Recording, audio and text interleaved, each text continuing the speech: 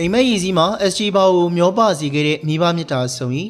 ကျွန်တော်ကစကားကြီးအများကြီးပြောတတ်တဲ့သူတော့မဟုတ်ပါဘူးဘလောက်တောင်လဲဆိုရင်တခါတော့ကအဖေနဲ့မိဟာကျွန်တော်အတန်မကြားလို့မိပြီးတော့ကားထဲမှာကြောက်တဲထားခဲ့မိတဲ့အထိပါပဲဒါပေမဲ့စကားနေတဲ့ဆက်ရှင်နေရဲ့ကောင်လေးဟာသူ့အဖေနဲ့အမိအတွက်ကြီးစုတင်စကားတွေထုတ်ပြောချင်မိတယ်နောက်ကြောင်းပြန်ကြည့်လိုက်တိုင်းမှာအဖေနဲ့အမိကျွန်တော်အတွက်လှုပ်ခဲ့ပေးတာတွေကမယုံနိုင်လောက်အောင်ပါပဲဘယ်မိဘတွေကများ9နှစ်ရွယ်ကောင်လေးရဲ့အိမ်မက်နှောင်းလိုက်ဖို့ပံ့ပိုးပေးကြလို့လေအဖေကကျွန်တော်ရဲ့ဗီဒီယိုကို Crucio Academy စီကိုသူကိုယ်တိုင်ပဲပို့ပေးခဲ့တယ်။အဲဒီက Academy တောင်ငန်တယောက်ဆိုရင်ကျွန်တော်ကစားတာကြည့်ပြီးတော့အိတ်တောင်မပြောခဲ့ဘူးလေ။ဒီလိုနဲ့ရှင်းနှစ်သားကောင်လေးကဖခင်ခင်းပေးလိုက်တဲ့ဘောလုံးလမ်းကြောင်းပေါ်မှာစပြီးတော့ရှောက်လန်းလာခဲ့တာပေါ့။အဲဒီချိန်ကနေဒီလိုအနေထားရောက်တဲ့အထိဘောလုံးလမ်းခီးတစ်လျှောက်မှာအဖေကပံ့ပိုးပေးခဲ့တာပါ။ပြောရရင်အဖေကကျွန်တော်ရဲ့အကြီးမားဆုံးပရိသတ်တယောက်ပေါ့။ Academy ကိုဆက်ရောက်တော့လေညီပြကမင်းကြီးမှာဘာလာလောက်တာလေးဆိုပြီးတော့မိတယ်။ရှင်းနေရွယ်နဲ့ဒီကိုရောက်လာတာသူတို့မယုံနိုင်ခဲ့ကြပါဘူး။နေရာသစ်မှာနေသားကြဖို့ဟာကျွန်တော်တို့အတွက်ခက်ခဲတယ်။ရက်တီလာတွေကနေပြီးတော့နောက်ဆုံးနှစ်နဲ့ချီအောင်ကြာခဲ့တာပေါ့။ကျွန်တော်တို့အိမ်မက်နောက်မလိုက်တော့ပဲမွေးရဲ့မျိုးပဲပြန်မှုအချိန်ချင်းစဉ်းစားမိကြတယ်။ဒါပေမဲ့လက်မလျှော့ပြစ်ခဲ့ပါဘူး။ကျွန်တော်တို့အဖေနဲ့မိက